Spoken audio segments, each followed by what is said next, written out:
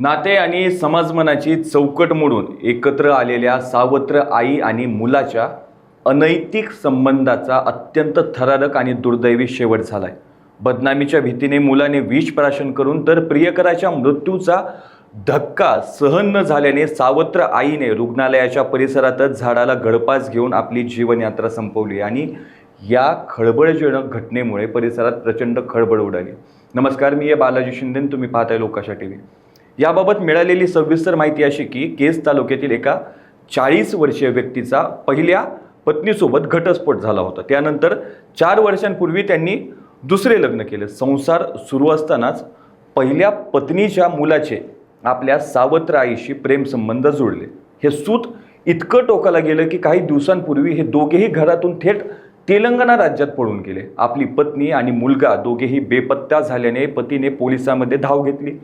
पोलिसांनी तातडीने तपास चक्र फिरवत तांत्रिक तपासाच्या आधारे फोन टॅप केला।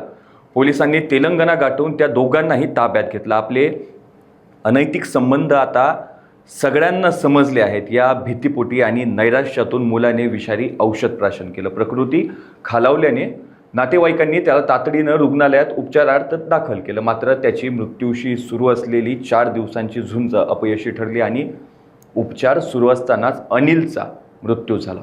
आपल्या प्रियकराच्या मृत्यूची बातमी समजताच सावत्र आईला तीव्र धक्का बसला। हा विरह सहन न झाल्याने तिने झाडाला गळफास लावून आत्महत्या केली। झाडाला गळफास घेतलेल्या अवस्थेत मृतदेह आढळता डॉक्टर घटनास्थळी दाखल झाले।